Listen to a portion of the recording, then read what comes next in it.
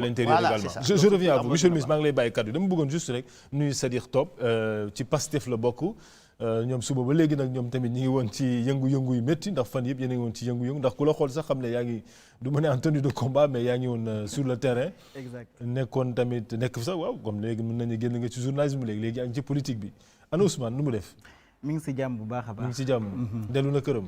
waaw ba mu fay jógee mi ngi dellu këram. ba mu fay jógee mi ngi dellu këram. waaw ñuy rafetlu sa teewaay ci plateau bi. c'est un plaisir. waaw yéen manifestation bi nag maanaam am na ñu ma dégg ñu ne victoire ndaw yi la président nee na moom dégg na ndaw yi am ñu ne tamit yéen waa Pastef yéen a ngi de la récupération bi maanaam même su fekkee nangu nañ ne maanaam l'élément déclencheur yéen la lan ngay tontu ci loolu. li ma ciy njëkk a wax rek mooy d'abord damay nuyu sénégalais yi nga xamante ñoo ñuy seetaan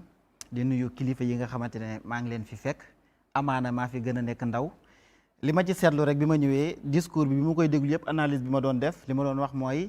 et pourtant ñoo ngi wax loo xamante ne ndaw li la engagé mais rarement ngay gis ay ndaw toog ci plateau yi ñu boole leen ci mbir yi déglu seen xalaat et ça c'est important man je suis jeune je n'ai que 32 ans ma ñëw toog fii déglu ñoo xamante ne yàgg naa leen a seetaan ci télévision xam li ñuy wax donc une formation moom may peut-être ma mën a xam li ñuy wax bu baax a baax mën ci participer. leneen li nga xamante ne moom lañ ciy tegaat mooy buñ duggee ci wàllu manifestation yi gis nañ discours bi nga xamante ne Ousmane Sonko def na ko ci mooy xam la ne lii du victoire Pastef c'est le peuple sénégalais notamment la jeunesse ñoo am ndam. déglu naa également le discours du président de la République et là man toujours même posture bi lay am président waxu fi lu bees. non waxu fi dara lu bees c'est-à-dire que il y a tellement de fossé entre le discours tellement raffiné bien maquillé et les faits en tant que tel tey jii nii bu amuloon ñii dee président du arrière. tey jii nii ñii ñu gis ñu dee ci réew mi pendant près de 5 jours au moins 10 à 12 morts bu amuloon président du arrière. mais 10 laa dégg de selon les chiffres officiels. justement quoi qu'il en soit am na ci ñoo xamante ne dee nañ ci am na ñoo xamante ne ñàkk nañ seen loxo tey jii nii ñii buñ deewul woon président du arrière. est-ce que noonu la njiitu réew war a taxawee ci njabootam parce que il faudrait le dire opposition bi comme le pouvoir mag ji comme ndaw ñi quoi qu'il en soit quelle que soit aujourd'hui notre nature boo xamante ne am nañ ko muy une nature opposition bu forte ak le président de la République moom mooy kilifa réew bi moom moo njaboote réew mi tey jii nii benn bakkan bu rot la responsabilité du président de la République est engagée benn bakkan di rot ñaari bakkan di rot nit ñi di ko woo ba tey jii nii mu xam ne mbir mi toll na fii muy soog a génne di wax aujourd'hui ce soir dañu diggaat ay affaires jusqu'à quand la ñuy bàyyi ndax ndaw ñi te ñu xam ne ndaw ñi loolu dépassé nañu ko cette politique politicienne ce discours-là est dépassé il faudrait qu'on aille vers des actions et aujourd'hui ces actions mooy concrétiser des choses dégg naa ñu fi wax yu bari je donne juste un exemple boo xamante ne je l'ai suivi na jël par exemple lu DER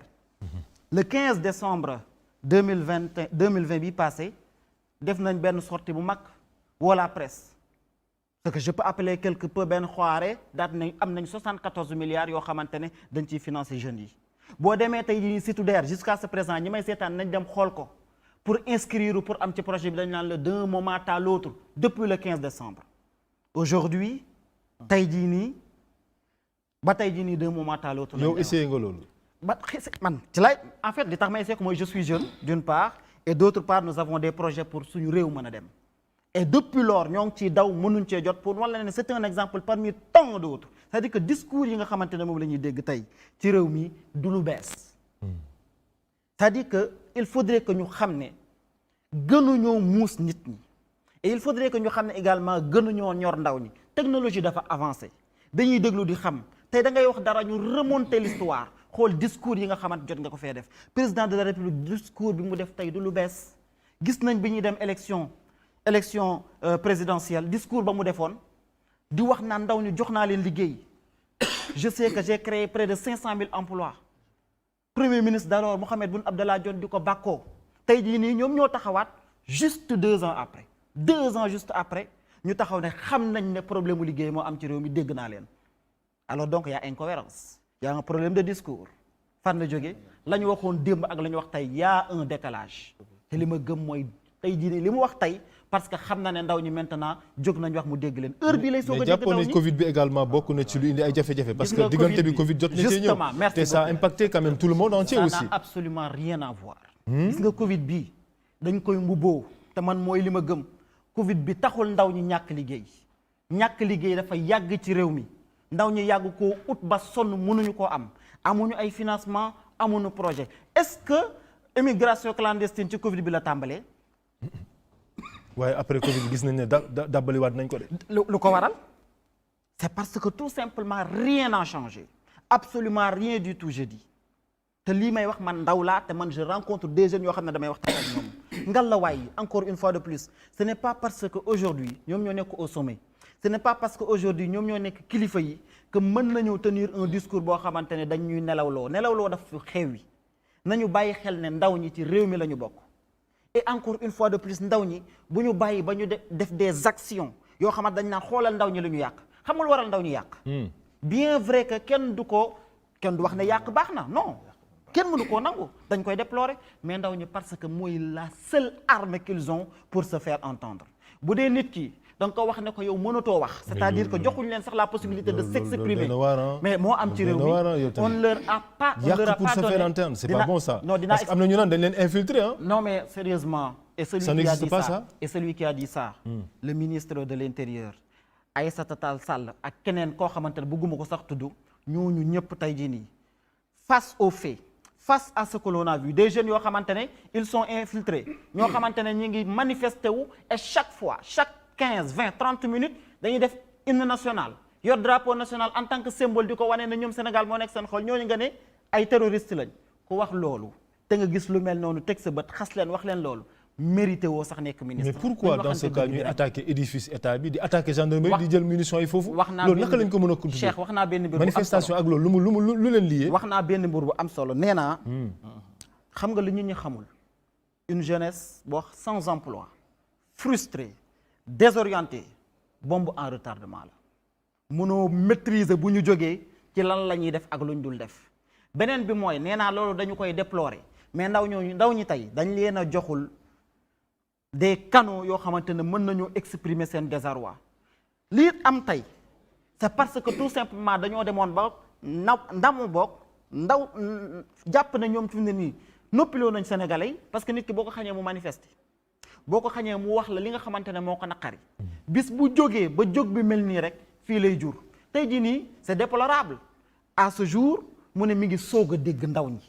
depuis quand la grogne bi di jóg ñëpp xam ne réew mi dafa metti ndaw ñi donc bu ñu leen dégluwul mooy leen possibilité ñu manifester joxuñu leen liggéey bu ñu jógee lii lay jur et encore une fois de plus bu ñu leen nelawloo.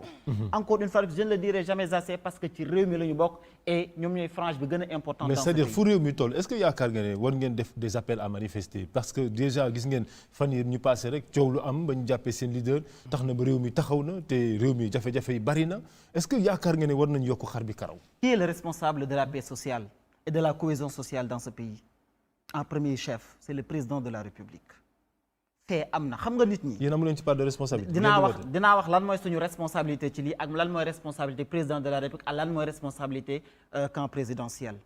camp présidentiel man li ma gën a yéem. te gën maa tiital ci yi ma gis li fi xew yépp au-delà des manifestations des jeunes au-delà de la réaction des forces de défense et de sécurité mooy les nervis yi ma gis ñu yor ay mbolde ak ay machette di jël ay manifestants di leen dóor